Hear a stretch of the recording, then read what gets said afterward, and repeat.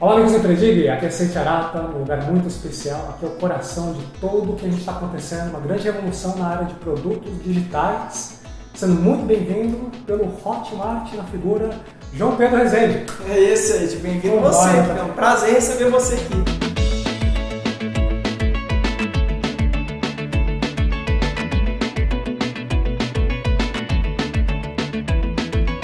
Coisa fantástica, olha, eu vou tentar mostrar alguns pedacinho de clipes aqui para vocês. É um escritório magnífico, uma equipe sensacional, formidável.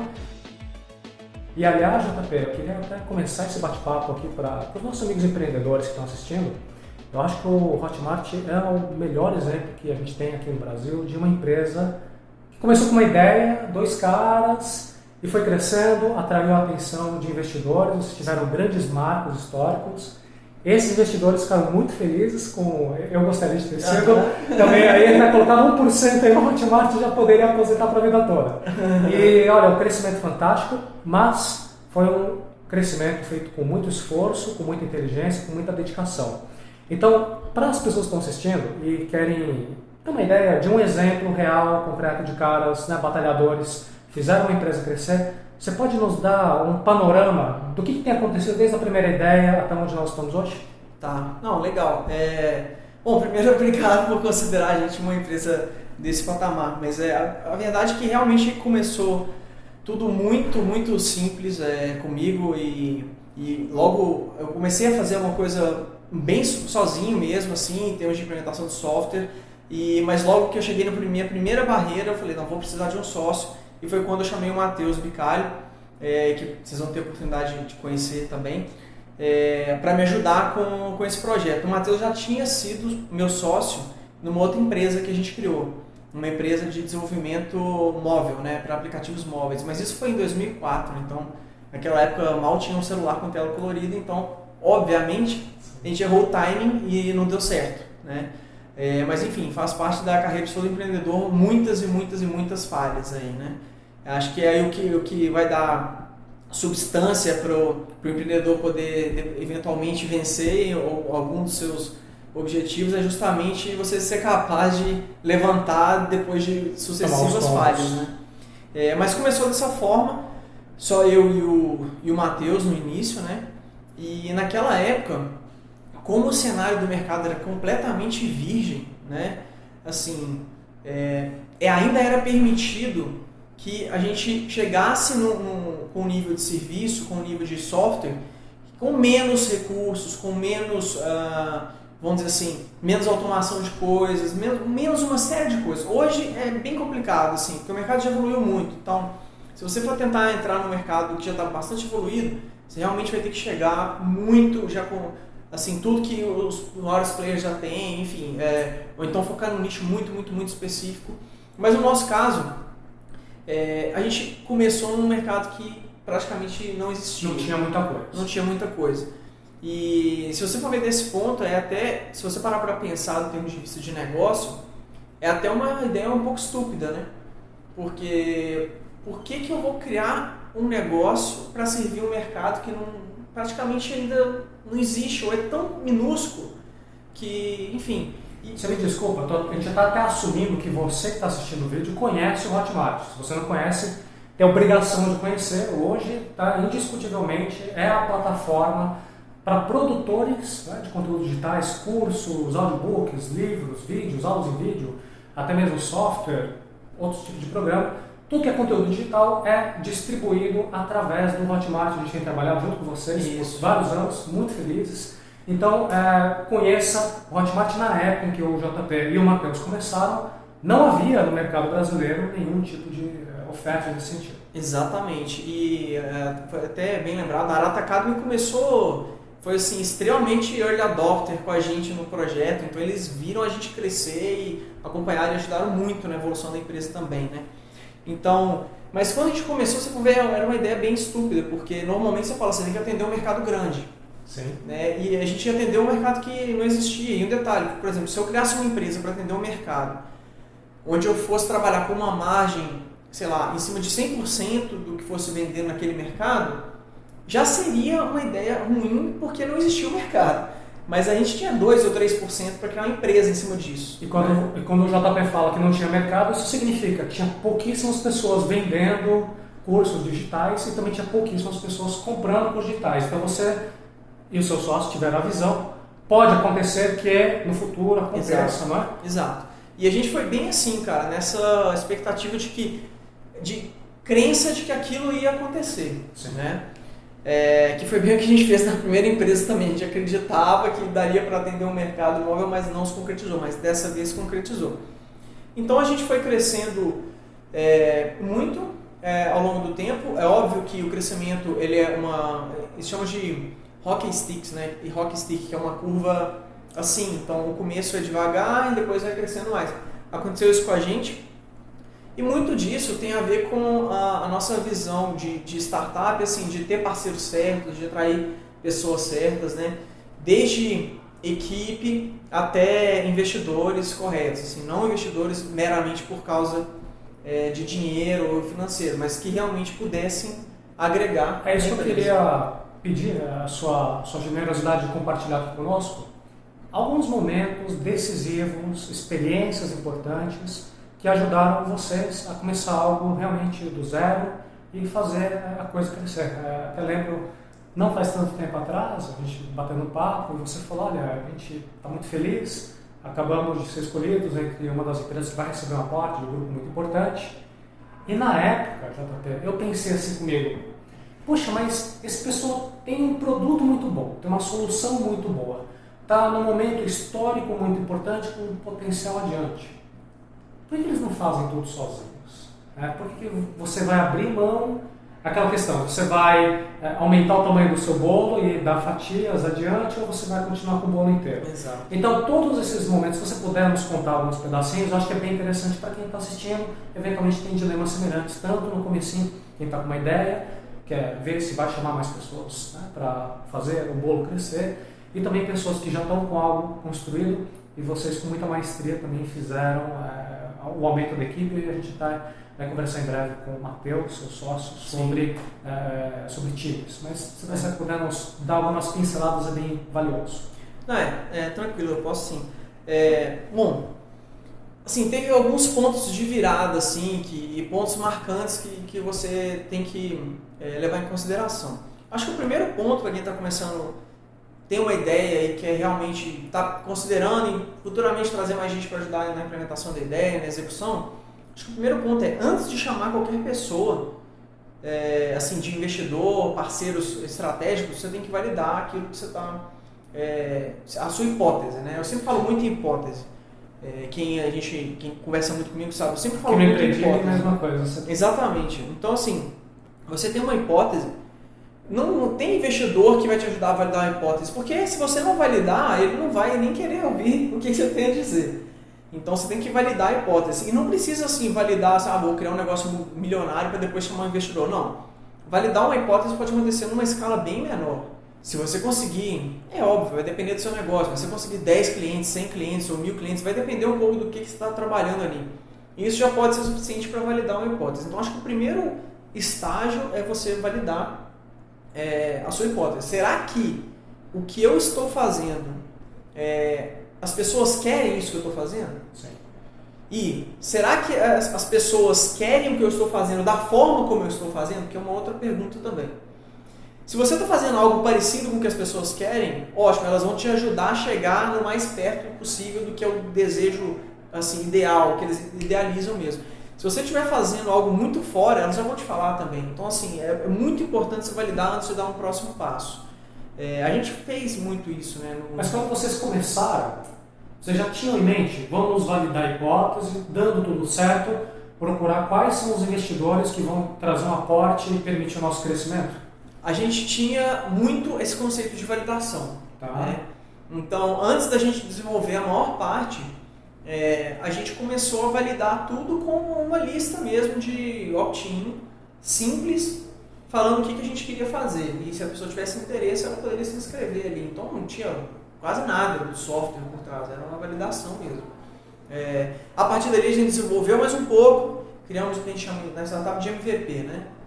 A gente criou o MVP, lançou, vimos um monte de coisa ruim, um monte de coisa boa que estava acontecendo, conversando com os usuários, com pesquisa, até com Skype e tudo mais, fomos evoluindo e a gente foi crescendo dessa forma, né? Para você que é assinante do Empreendedor, confere as aulas que a gente tem comentando o livro Startup Manual do Empreendedor. Você vai ver várias aulas falando do produto mínimo viável, MVP, produto minimamente viável, que é bem importante. O JP aplica isso. Então não é coisa de teoria do livrinho. Não é não. Isso é fundamental para eles. Cara, isso é um dos conceitos mais incríveis assim, que você pode usar, porque ele vai te economizar muito tempo. E muita frustração também, porque de cara você já vai entender o que funciona, o que não funciona e para que lado que você tem que seguir. Você não vai ficar teorizando sobre 1000 coisas que para você é importante, mas para quem vai usar o seu produto não é, na verdade. Sim. Então a ideia do MVP é essa, é muito importante. Podemos fazer um parênteses? Claro. Tem uma notícia aqui, talvez em primeira mão, que você não tenha ouvido. Hotmart vai tão bem que está se internacionalizando, está fazendo os projetos. E quando isso acontece na vida de uma empresa, parabéns novamente a você, toda a equipe do Hotmart, que também vai assistir esse vídeo, você começa do zero. Então, novamente, tem novas hipóteses que você precisa começar a validar. Então, numa reunião agora há pouco, a gente conversando, quais são as principais hipóteses que tem que ser validado, o que vem primeiro, de novo você segue de novo mesmo. Exatamente, eu repito isso o tempo todo. Se a gente teve a oportunidade de participar com a gente, inclusive deu ótimos feedbacks e eu estava mostrando para ele quais são as minhas hipóteses para iniciar uma expansão internacional em outros países, enfim. De novo, são hipóteses, tudo são hipóteses. A sua página de vendas é uma hipótese. Não é porque você está conseguindo vender o seu produto ou o seu serviço que não tem uma outra hipótese que seja melhor do que a sua atual. Sim. Então acho que você nunca pode ficar satisfeito nesse ponto, assim, da forma como você está vendendo, da forma como você está tratando o seu cliente. Então sempre tem hipóteses a serem testadas que tem que ir melhorando. Isso aí para mim corre no meu sangue. Então tudo que eu faço eu testo várias hipóteses antes. Então acho que isso é muito importante para quem tem uma startup ou quem está pensando em fazer algo do tipo. Vocês fizeram então os testes. Chegou no momento de maturidade da empresa em que pintou a oportunidade, um grupo de investidores convidou pessoas a fazer lá a apresentação.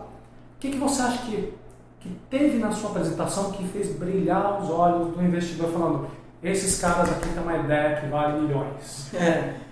Então, na verdade, a gente já tinha conversado com alguns investidores antes, né? Tá. E de chegar no Buscapé, que foi o nosso primeiro investidor, mas aí eu vou contar com mais detalhes. A gente tinha conversado com alguns investidores antes e, à medida que você vai conhecendo os investidores, vai aprofundando o relacionamento, vai ficando claro se você quer manter o relacionamento com aquela pessoa ou não. E aí, chega um determinado ponto que você tem que ter até um pouco de coragem para falar não para o investidor, mesmo precisando dele, para dar o próximo passo. Sim. E é bem difícil fazer isso, eu posso falar que é bem difícil. Porque quando você fala, não, você não tem nada em vista ainda, você fala, cara, mas quanto tempo de vida a empresa tem se eu não pegar esse investimento? Mas se eu pegar esse cara, daqui a pouco, sei lá, pode acontecer de não funcionar esse relacionamento. E, cara, porque o investidor, você vai casar com ele. E assim, com todo mundo, com o seu sócio, com as pessoas que você traz para a tua equipe, mas com o investidor ainda mais, né? Exatamente. Então, tem toda essa história por trás no backstage que, vocês veem lá o produtinho funcionando, todo mundo vendendo, mas, cara, tem muita coisa que acontece até para fazer isso tudo funcionar, né?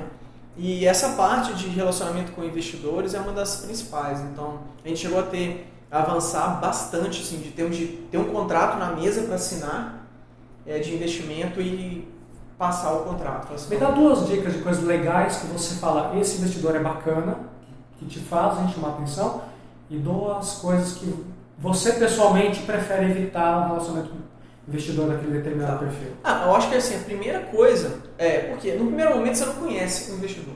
Então você tem que ver assim, o que esse cara consegue me trazer de valor, né? Então se for um cara meramente... Porque assim, tem gente que gosta, tá? Isso é uma opinião mesmo, é uma coisa pessoal. Eu não gosto de investidores só financeiros. Para várias startups pode funcionar, não tem nada de errado nisso, estou falando a minha opinião. Eu gosto de investidores que tenham sido empreendedores, sim, que acho que é a primeira coisa, tenham sido empreendedores e que estão numa posição atual que possam funcionar de forma estratégica também, para trazer negócios, para ajudar a empresa a crescer de outras formas que não seja só com dinheiro. Ótimo. São essas duas coisas que eu vejo que, pô, isso é legal no investidor. Duas que eu coisas ruins, né? Talvez assim, tem muito do contrato, assim, pelo primeiro contrato que o cara te manda, já fica um contrato inicial de NDA, né? Que é tipo assim, de você não poder... Non-disclosure agreement, para você não poder falar sobre aquilo que está acontecendo. Ali já pode ter alguns índices ali, alguns indicadores de que o cara quer te impressionar mais ou menos em algum ponto ou outro. Tá. Né? Ele pode, por exemplo, tentar no início da conversa te bloquear de conversar com outros investidores. Então, se o cara fez isso, já você fala assim, ó, isso aqui não funciona para mim. Sim. E aí você vê qual é a reação dele, porque tem muito contrato que é o padrão. O cara manda, eu se colar, colou, né? Então, mas o cara fez isso, você já rejeita e já, enfim, já dá para você ter uma noção de qual que é o perfil do investidor. E o outro, assim, aí vai mais de conversa mesmo. Você tem que ver se o cara tá num perfil mais controlador, se ele é um cara mais corporativo, se é um cara mais empreendedor, se é um cara que veio de startup, se é um cara que não é. Por quê? Normalmente, se o investidor já foi empreendedor, cara, ele vai te dar muito mais autonomia para tocar a sua empresa, porque ele entende como funciona a coisa. Ele não é simplesmente o cara que está... Não está ganhando o Big Brother, tem o dinheiro e falar, vou encontrar um empreendedor para dar um dinheiro para ele e fazer o dinheiro multiplicar. Tá aqui o dinheiro, daqui X anos eu quero 10x desse dinheiro. Não é porque o investidor que é empreendedor, ele entende os desafios de uma empresa que está começando e tal.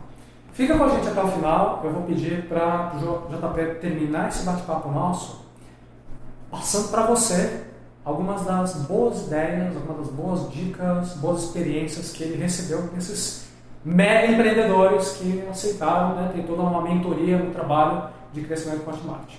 Beleza. Mas então, aí beleza, então você conseguiu esse grupo brasileiro, o Buscapé, e a partir daí, o que você acha que seriam marcos bastante significativos no crescimento? Vocês passaram por vários endereços, agora estão num escritório gigantesco. Conta mais um pouquinho, o que aconteceu depois disso? Quando o Buscapé entrou, ele deu uma coisa que na época pra gente era bastante importante, assim. Por mais contraditório que seja, todo empreendedor, ele se arrisca muito. Mas ele também tem muitos receios, assim. E o Buscapé, ele trouxe várias coisas para nós. Ele trouxe uma segurança com o capital que foi investido, então assim, bom, sim, posso respirar aqui para agora botar a cabeça no lugar e fazer um produto melhor. Que afinal de contas você tem um custo fixo alto, tem time, exato, tem espaço, tem estrutura. Exatamente. Ele trouxe uma segurança para os nossos usuários, que é o Buscapé. Então assim, ele deu as pessoas puderam confiar mais na gente, né? Então assim, mais credibilidade mesmo para a empresa naquele momento que era importante, porque a empresa está começando, precisa de credibilidade, porque como é que você vai trazer usuários novos se as pessoas não confiam no seu trabalho? Então trouxe isso, e ele trouxe também o início de vamos dizer assim, um desenvolvimento mais, com uma governança maior dentro da empresa, organizar mais as contas, você ter uma assessoria jurídica, você ter uma assessoria contábil, você ter uma certa estrutura que já te ajuda a crescer de uma forma mais ordenada, né? Então ele foi muito importante nesse começo. E óbvio também, um dos caras que, na verdade foi o cara que criou o Buscapé, né? Porque tem o Romero, o Romero Rodrigues, o cara é incrível, ele foi o CEO do Buscapé há muito tempo, hoje ele está na Naspers, mas ele toma conta de toda essa parte de comparação de preço, até onde eu me lembro. Mas tem o Rodrigo Borges, que foi quem teve a ideia, fundador. Então a gente é ainda bastante próximo dele, assim. Então a gente conta muito com experiências dele e dos outros investidores também que vieram depois. E isso tudo, assim, é muito bom você ter pessoas inteligentes que já passaram por experiências semelhantes na vida delas, para poder discutir. E isso ajuda muito. Então é diferente de um fundo de investimento meramente financeiro, que o cara vai botar o dinheiro e, e aí? E agora? Tá, eu tô cheio de dinheiro, mas ok, eu vou ter que buscar conhecimento estratégico ou trocar experiências com outras pessoas. Né? Mas na hora de você apresentar, obviamente tem aquele momento que você entrega uma documentação e também tem o famoso elevator pitch. Você aparece na frente da pessoa e fala, olha, a ideia é essa, o potencial é esse, assim que vai entrar dinheiro na empresa. O que você acha que foi importante na sua maneira de explicar o conceito Hotmart para o investidor? De uma maneira que quem está assistindo o vídeo, que tem uma ideia que atrai o investidor, também saiba verbalizar a sua ideia, saber mostrar a sua ideia diante também de um investidor que aparentemente tem todas as características positivas.